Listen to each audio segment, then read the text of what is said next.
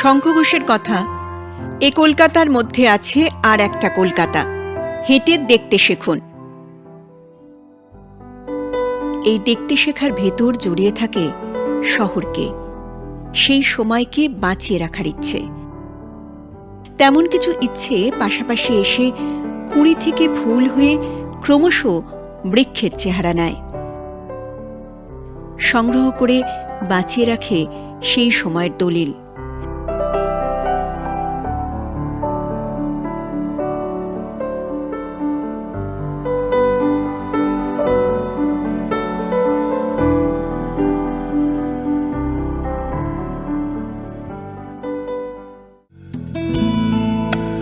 কলকাতা কথকতা তেমনই এক দলিল, শহরের কিছু সংগ্রাহককে নিয়ে প্রতিষ্ঠিত এক প্ল্যাটফর্ম।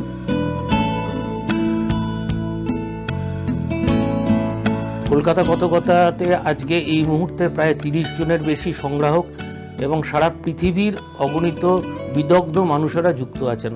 কলকাতা কথকতা আমাদের একান্ত এক ভালোবাসার আশ্রয়। কথাটা কেন বললাম, অনেকের অনেক প্যাশন থাকে, আমাদের প্যাশনটা ছিল সংগ্রহের মধ্যে অতীতকে খুঁজে পাওয়া, অতীতকে দেখা, আমাদের লেগাসিটাকে দেখা।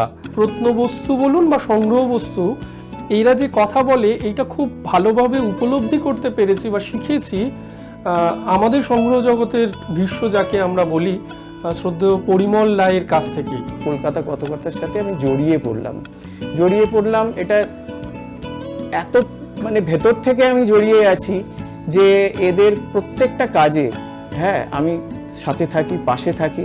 আমার হয়তো কালেকশন বিশাল কিছু নেই, কিন্তু তা হলেও আমি সব রকমভাবে ওনাদের সাথে পাশে থাকার চেষ্টা করি।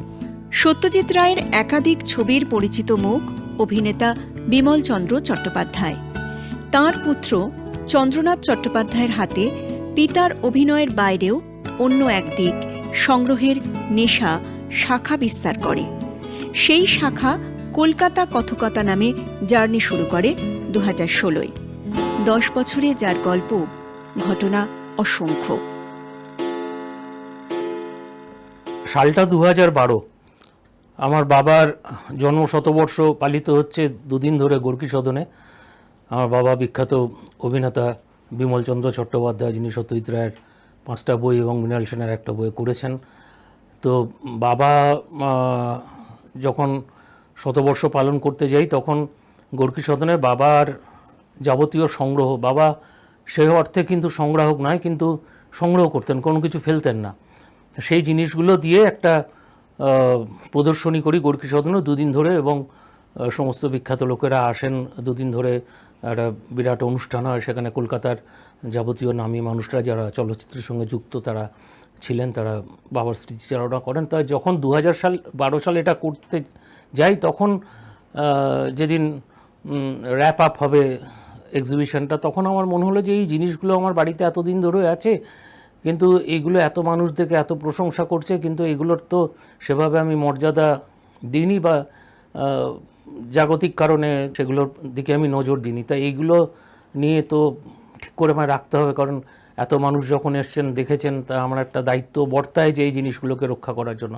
তখন থেকে আমি বাবার পুরনো কলকাতার যে বই সেগুলো পড়তে শুরু করি এবং কলকাতার প্রতি আমার একটা আকর্ষণ জন্মায়, এবং আমি কলকাতা নিয়ে কাজ শুরু করি। এই করতে করতে দীর্ঘ 4 বছর বাদে 2016 সালে গোর্কি সদনেই আরেকটি প্রদর্শনী আমি করি, এবং আমার সে সময় আমার লেখা প্রথম বই কলকাতা কথকতা প্রকাশিত হয়। রবার্ট ফ্রস্টের সেই কবিতার অংশ, 2 roads diverged in a wood and I took the road less traveled by। গতানুগতিকতার কাজে শ্রুতি ভাষার প্রতিযোগিতায় নাম লেখানো সহজ। কিছু মানুষ আছে এই সহজতা ছেড়ে শ্রমের বিনিময়ে চলেন সেই লেস ট্রাভেলড রাস্তায়, বাঁচিয়ে রাখতে চেষ্টা করেন পুরনো সময়ের ভালোটুকু। এই কলকাতা কথকতা যখন প্রকাশিত হয় তখন আমি 3 দিন ধরে একটি প্রদর্শনী করেছিলাম। সেখানে আমার বাবার সংগ্রহের জিনিস দিয়েছিলাম, এবং তার সঙ্গে কলকাতার আরও 2-3 জন বিখ্যাত মানুষের সংগ্রাহকদের সংগ্রহ ছিল। তার মধ্যে অবশ্যই যাকে আমরা সংগ্রহ জগতের ভীষ্ম বলি, পরিমল রায়, সে পরিমলদার জিনিসও ছিল, এবং বেশ কিছু মানুষের জিনিস ছিল।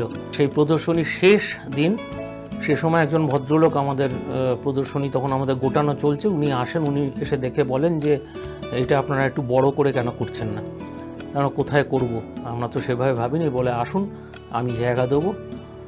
তার নাম বিশ্বজিৎ গাঙ্গুলি, তিনি শ্রী অরবিন্দ ভবনের, যেটা থিয়েটার রোডে, তার মেন ট্রাস্টি।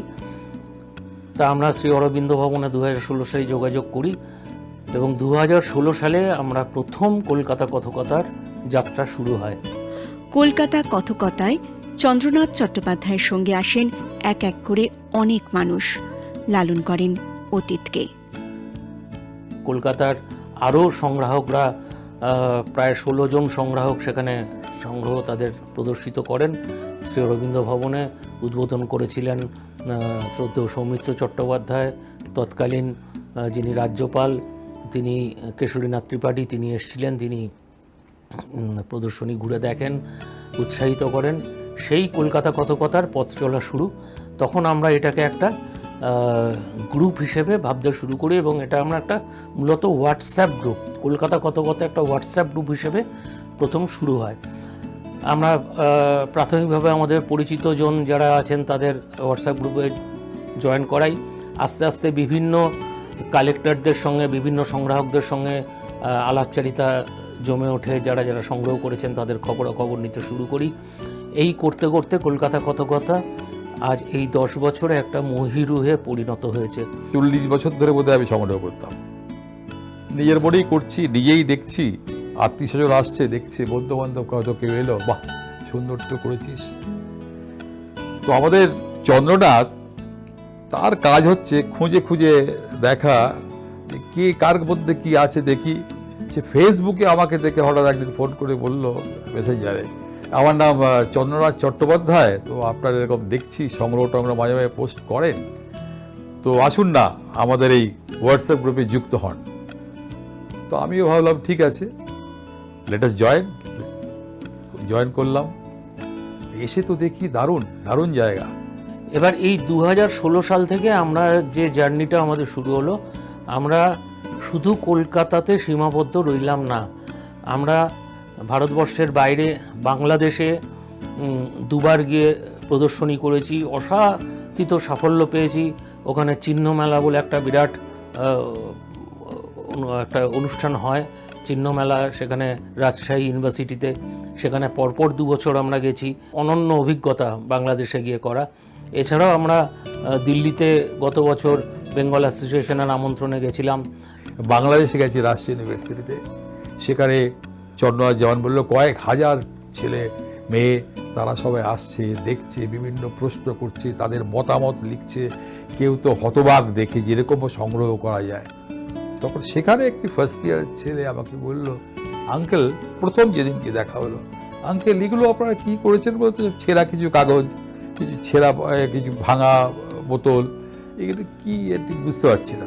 তখন আমি বললাম, দেখো বাবু, এগুলো কিন্তু আমাদের যে আগের জেনারেশন ছিলেন তারা এগুলো ইউজ করেছেন এবং এটা মানে হচ্ছে এই, এটার মানে হচ্ছে এই, তাকে কিছুটা বোঝালাম।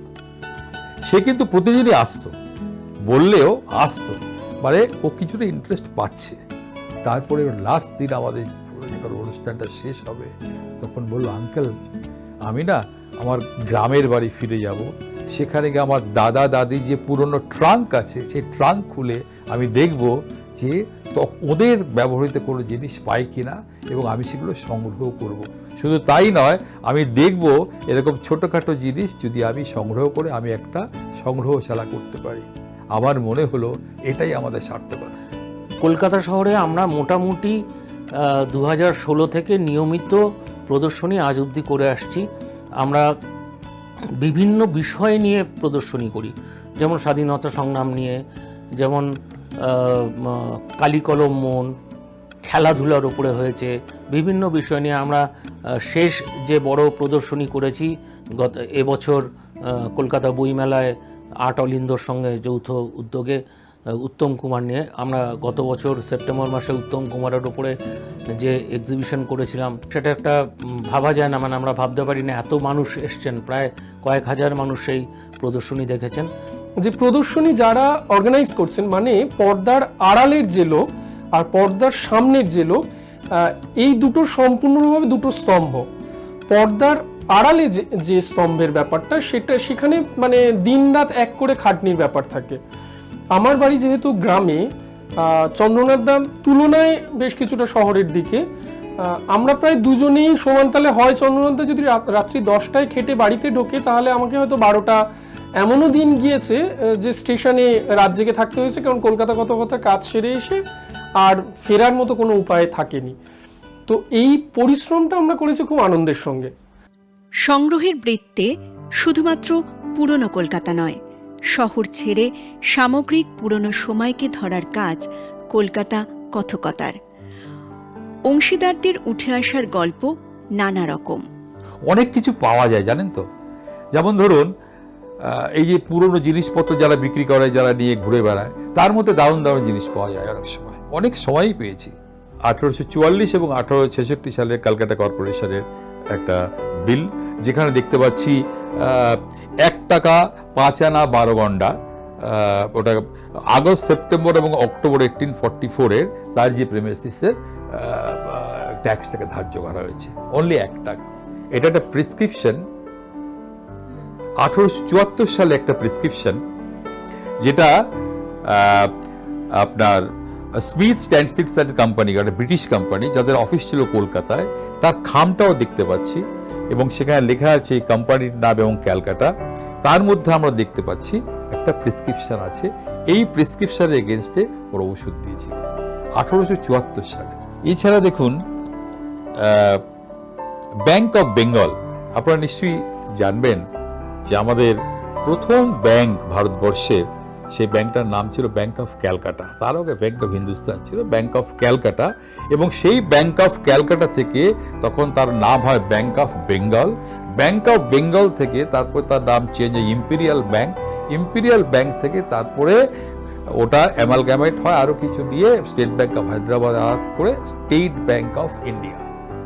তার পূর্বজ হচ্ছে bank of Bengal. Bank of বেঙ্গলের একটা ইন্টারেস্টের একটা ডকুমেন্ট যে নিচ্ছেন 4% ইন্টারেস্ট, 4% ইন্টারেস্ট, এটা হচ্ছে 1884। এটা একটা মজার জিনিস যে আমরা রাজশেখর বসুর নাম সবাই জানি। এটা রাজশেখর বসু ওষুধ কিনেছিলেন Bengal chemical and pharmaceutical works থেকে, সে বকুলবাগান রোড, তার একটা বিল, রাজশেখর বসু এই ওষুধ নিয়েছিলেন। আচ্ছা, অনেক কিছু তো আমাদের ইনফরমেশন দেয়। যেমন ধরুন 1957 সালে, তখন আমার জন্ম হয়নি অবশ্য, তখন সোনার দাম ছিল, পাকা সোনার ভরি 114 টাকা, 22 ক্যারেটের সোনার ভরি 105 টাকা। এটা সোনার বিল। এটা যদি দেখেন তখন মনে হবে আচ্ছা 1957 সালে তাহলে এমন সোনার দাম ছিল, একটা আইডিয়া পাওয়া গেল। আবার ডগ লাইসেন্স, কুকুর পুষতে গেলেও লাইসেন্স নিতে হতো। তখন কলকাতা কর্পোরেশন একটা লাইসেন্স দিচ্ছে, যে ডগ লাইসেন্স, কত টাকা? 5 টাকা, 5 রুপিস। এটা হচ্ছে 1941 সালের। বিজ্ঞাপন তো একটা খুব বড় ব্যাপার। বিজ্ঞাপন থেকে অনেক কিছু জানা যায়। এটা স্বাধীনতার দিন 1947 সালের 15ই আগস্ট এই বিজ্ঞাপনটি বোরোলিন থেকে বেরিয়েছিল। এই বিজ্ঞাপনে সবচেয়ে ইন্টারেস্টিং ব্যাপারটা হচ্ছে তারা স্বাধীনতা দিবস উপলক্ষে বিনামূল্যে 1 লক্ষ বোরোলিন বিতরণ, 1 লক্ষ বোরোলিন তারা ফ্রি ডিস্ট্রিবিউট করেছিল এবং বলেছিল এই যে কাটিংটি নিয়ে আপনারা যাবেন এবং একটি বোরোলিন সংগ্রহ করবেন, এটি আমাদের তরফ থেকে গিফট। আমার সংগ্রহের আরেকটি দিক হচ্ছে আমি ব্রিটিশ রয়্যাল মেমোরেবিলিয়া আমি সংগ্রহ করি। সেটি কি জিনিস? ধরুন কুইন ভিক্টোরিয়া, উনি যখন রুল করছেন আমাদেরকে বা পৃথিবীর বহু দেশকে, তো ওনার যখন 1897-এ যখন ওনার জুবিলি সেলিব্রেশন হচ্ছে, খুব বড় করে হয়েছিল, যেখানে সারা পৃথিবীর লোকেরা যায় এবং আমাদের ভারতবর্ষ থেকেও বহু যারা দেশীয় রাজা তারাও গিয়েছিলেন। তো তখন অনেক কিছু মেমোরেবিলিয়া বেরিয়েছিল, ধরুন কাপ, প্লেট, এগুলো সমস্ত ওই লিখে তাই ইনফরমেশন দিয়ে, ভিক্টোরিয়ার ছবি দিয়ে এগুলো বেরিয়েছিল। এবং শুধু তাই নয়, আমার কাছে জর্জ 6 যখন ওনার যখন করোনেশন হচ্ছে, তখন তাদের অনুষ্ঠানের টিকিট ফর কমন পিপল যখন ওনারা হলো, দেখার জন্য 15 পাউন্ডের মতন একটা করে টিকিট ছিল। সেই টিকিট কেটে সেই টিকিট আমার কাছে আছে। এটা হচ্ছে লীলা মজুমদারের একটি চিঠি, লীলা মজুমদারের একটি চিঠি। এটা 1960 সালে লেখা। এরপরে আমি দেখাবো শিবরাম চক্রবর্তী। শিবরাম চক্রবর্তীর চিঠি খুবই পাওয়া কঠিন হয়, হ্যাঁ, এবং শিবরাম চক্রবর্তীর সিরিজ অফ চিঠি আছে আমার কাছে, প্রায় 30 খানার মতন চিঠি আছে। আচ্ছা, এবারে যেটা আমি দেখাবো সেটা চায়ের প্রস্তুত প্রণালী পর্যন্ত দেওয়া আছে এটাতে, মানে কিভাবে চা বানাবেন সেটা সুন্দর করে লিখে দেওয়া আছে এটাতে। এবারে আমি আমার কালেকশন থেকে মিনিয়েচার বইয়ের কিছু কালেকশন দেখাচ্ছি। এটা 1870 সালে বম্বে থেকে, তখন মুম্বাই ছিলেন, ওখান থেকে পাবলিশ করা হয়েছিল 1870 সালে। এটা একটা মিনিয়েচার বই, এটা ভগবদ গীতা। এখানে তার ভেতরে ছবিও দেওয়া আছে, খুবই ছোট সাইজের, এখন দেখানো এই যে এরকম সাইজে, এবং 1 ইঞ্চিরও কম। এটা 1 ইঞ্চিরও কম, 1870 সালের ভগবদ গীতা। এবারে যেটা দেখাচ্ছি এটা কোরআন। এই কোরআনটা আমি যতদূর জেনেছি এটা 1600 শতাব্দীর, 1600 থেকে 1600 শেষের দিকের শতাব্দীর, এবং এটা একটা ছোট্ট বইয়ের আকারে আছে। এখানে ভেতরে ছোট ছোট ভার্সগুলো আছে, কোরআনের ভার্স। প্রথম সংগ্রহের একটা পৃষ্ঠা আপনাদেরকে দেখাই। এটা দেখুন খুব সাধারণভাবেই কিন্তু আমার পাওয়া, সেটা হলো যে পাঁজির যে ছবিগুলো ছিল বা পঞ্জিকার ছবি। এই পঞ্জিকার ছবি আজ থেকে 50-60 বছর আগেও যে সমস্ত কাঠ খোদাই করে যেসব ছবি পাওয়া যেত, সেই সব ছবিগুলো নিয়ে, যেগুলো নষ্ট হয়ে যাচ্ছিল, সেই সব নষ্ট হয়ে যাওয়া ছবির থেকে উদ্ধার করে করে নিয়ে এই ধরনের ছবির একটা কালেকশন। এটা বিভিন্ন যে দ্রব্যগুলো বাজারে পাওয়া যেত, স্বদেশি আমল বলতেই তো আমাদের একটা নস্টালজিয়ার ফিলিংস আজও পর্যন্ত। সেই স্বদেশি বিভিন্ন জিনিসপত্রের লেবেল, অল্প বিস্তর তো সকলেই মোটামুটি দেশলাই সংগ্রহ নিয়ে পরিচিত আর কি, যে দেশলাই বাক্স, দেশলাই লেবেল, এই সংগ্রহ সকলের কাছেই ভীষণভাবে পরিচিতি লাভ করেছে। তো আমার এখানে সংগ্রহের মধ্যে থেকে আমি দেখাচ্ছি, দেখুন এগুলো সুইডেন, অস্ট্রিয়া, চেকোস্লোভাকিয়া, এই সমস্ত দেশ থেকে একটা সময় পরাধীন ভারতবর্ষে যে সমস্ত দেশলাই বাক্সের লেবেল ছেপে আসা হতো সেগুলো, এগুলো সবই ভারতীয় দেবদেবীর ছবি দেওয়া লেবেল দেশলাই বাক্সে। এইটা আরো একটা চমকদার একটা অটোগ্রাফ কালেকশন। দেখুন এই অটোগ্রাফটা 1957 সালে 15ই আগস্ট তারাশঙ্কর বন্দ্যোপাধ্যায় দিয়েছিলেন এবং ওপরে লিখেছিলেন বন্দে মাতারম। ফলে খুব সহজেই বোঝা যাচ্ছে যে স্বাধীনতার 10ম বর্ষ পূর্তি অনুষ্ঠানেই তিনি এই অটোগ্রাফটা দিয়েছিলেন। এই জন্য এই অটোগ্রাফটা আমার কাছে একটা অন্য রকমের মানে রাখে। এই লেখাটা একটু পড়ে শোনাই। আমরা যারা সংগ্রহ করতে ভালোবাসি না, আমাদের মনের কথাই লিখেছেন রাজশেখর বসু। রাজশেখর বসু 18ই ফেব্রুয়ারি 1958 সালে লিখছেন, খাতা ভরা অটোগ্রাফ, গুচ্ছের ফটোগ্রাফ, নানা দেশের ডাক টিকিট, হোমরা চোমরার সার্টিফিকেট, ভাঙা শিশি, বোতলের ছিপি, কেবল ঘড়ি, তাওয়াদি, প্রেমালিপি, শুকনো ফুল, মরা প্রজাপতি, এসব সংগ্রহ বদভ্যাস অতি। রাজশেখর বসু তিনি সংগ্রাহকদের নিয়ে বা সংগ্রহ নিয়ে যে ছড়া লিখেছিলেন সেটার পাণ্ডুলিপির সংগ্রহ।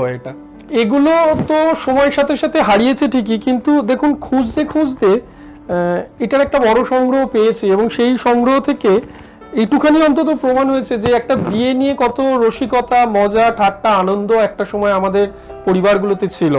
এবং এগুলোর যে সংগ্রহগুলোর সময়কাল 1900 সাল, তার আশেপাশের সময়ের মধ্যে থেকে স্বাধীনতা পরবর্তী সময় এবং স্বাধীনতা পূর্ববর্তী সময়ের বেশিরভাগ সংগ্রহ, এগুলো কোথাও না কোথাও আজকের আমাদের সামাজিক ইতিহাসের খুব জ্বলন্ত দলিল। এই ধরনের সংগ্রহগুলোই যদি আমরা বাঁচিয়ে রাখি, আমাদের বর্তমান প্রজন্ম যদি এই বিষয়ে অনেক বেশি সচেতন হয়ে থাকে, তাহলে অনেক কিছুই হয়তো বেঁচে যেতে পারে।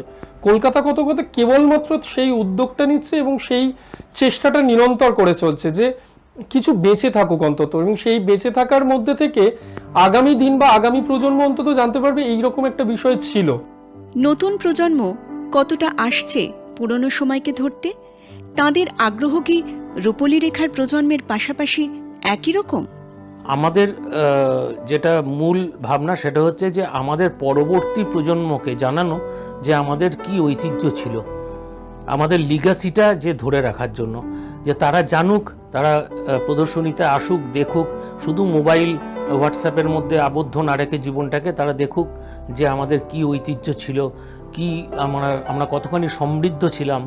কলকাতা কথকথা কিন্তু খালি ওই 30 জন লোক নিয়ে নয়, কলকাতা কথকথা সবসময় চেয়েছে যে আমাদের এই জিনিসগুলো দেখে অন্যরা তারা খুব ইন্টারেস্ট ফিল করুক, ইয়াং জেনারেশন, এবং তারা কিছু করুক। এবং বলতে খুব ভালো লাগছে কয়েকজন আছে আমাদের গ্রুপে যারা কিন্তু খুবই ইয়াং, এবং তারা তাদের সংগ্রহকে এত সুন্দরভাবে বাড়িয়ে নিয়ে যাচ্ছে যা দেখে আমাদের খুব ভালো লাগে। প্রদর্শনী একটা মাধ্যম, তবে একমাত্র মাধ্যম তো নয়। সেই মাধ্যম ছেড়ে আরও অনেকভাবে ভাবার চেষ্টা চলছে। আমাদের যেহেতু এটা 10 বছর, আমরা এই 10 বছরে আমাদের চিন্তা ভাবনা আছে যে আমরা 10টা প্রদর্শনী করব। আসলে 10টা একটা সংখ্যা মাত্র। 10টা প্রদর্শনীতে যে আমরা থেমে থাকছি বা থেমে থাকবো ব্যাপারটা তা না। আমরা এই বিষয়গুলো তুলে ধরতে চাইছি সাধারণ ছাত্রছাত্রী থেকে শুরু করে সাধারণ মানুষের মধ্যে। পত্রিকায় মুদ্রিত অক্ষরে চলছে তিলোত্তমা শহরকে ধরার চেষ্টা। এই সংখ্যাগুলোতে আমাদের কলকাতা কথকথার যারা সদস্য আছেন এবং সদস্যের বাইরেও বিভিন্ন মানুষ তারা লিখছেন। সংগ্রহ শুধু না, সংগ্রহের সাথে সাথে সেই সংগ্রহ সংক্রান্ত চর্চা, গবেষণা এবং অন্যান্য বিষয়, সাহিত্য, সমাজ, সংস্কৃতি বিষয় সংক্রান্ত লেখা, সবটাই কিন্তু গবেষণাধর্মী লেখাই আপনারা খুঁজে পাবেন, এবং তার সাথে ছবি, এই সবটাই এর মধ্যে দেওয়া আছে। এই বইটির মধ্যে আপনারা অসাধারণ সমস্ত কিছু প্রবন্ধ খুঁজে পাবেন, কলকাতা তো অবশ্যই, তার সাথে সাথে বাংলা, ভারতবর্ষ এবং ভারতের বাইরে সংগ্রহ, চর্চা, সেই সংক্রান্ত বিষয়ে গবেষণা এবং অন্যান্য ইতিহাস নির্ভর যে সমস্ত প্রবন্ধ, সেগুলোই এই বইটার মধ্যে আছে। নবারুণ ভট্টাচার্যের ভাষায়, আশ্চর্য ক্রেনের শহর ছিঁড়ে খাচ্ছে শহরের শিরা উপশিরা। এই ক্রেনের অট্টালিকার শহরে যারা বাঁচিয়ে রাখছেন তাদের সময়কে, আসলে সময় নয়, বাঁচাচ্ছেন হাজারটা স্বপ্ন, বাঁচাচ্ছেন নিজেদেরও। এই কাগজটি আমি হাতে যখন নিলাম তখন এই চোখ বুজে আমি ভাবি তখন রবীন্দ্রনাথের বয়স মাত্র হয়তো 22 বছর বা 21 বছর। তখন শ্রীরামকৃষ্ণ জীবিত এই দেহে, তখন একটা কেমন একটা শিহরণ জাগে না মনে। এই শিহরণটা আমাদের আকর্ষণ করে যে পুরনো সমস্ত এই যে ডকুমেন্টগুলো যখন হাতে আসে আমাদের, তখন খুবই ভালো লাগে। মনে পড়ছে তসলিমা নাসরিনের কবিতা আমার কলকাতার বাড়ি। দীর্ঘকালের স্বপ্ন তুই, স্বপ্ন বলেই তোকে ডাকি, বাড়িটা তুই বেঁচে থাকিস, আমায় একটু বাঁচিয়ে রাখিস।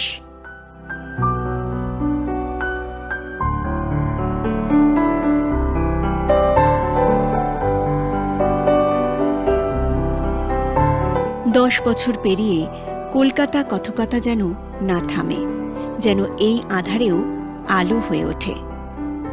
আমাদের পাওনা হচ্ছে কি এটাই যে উল্টো দিকে মানুষকে আমরা ভাবাতে পেরেছি, এবং আমাদের বিশ্বাস বা ভরসা যে আগামী দিনে আমরা ভাবাতে পারবই। সেটা কেবলমাত্র যে স্কুলের গণ্ডি বা বিশ্ববিদ্যালয়ের ছাত্রছাত্রী তা না, তার বাইরেও যে অগণিত মানুষ ছড়িয়ে আছেন তাদেরকেও আমরা ভাবাতে পারছি, এটাই আনন্দের বিষয়। আসুন আমাদের ঘরের বা আমাদের নিজেদের শখের সংগ্রহগুলো বাঁচিয়ে রাখি, তার সাথে যা পড়ে আছে সেটুখানি যদি বাঁচিয়ে রাখি, তাহলে দেখবেন যে আমাদের অস্তিত্বটা খুঁজে পাচ্ছি।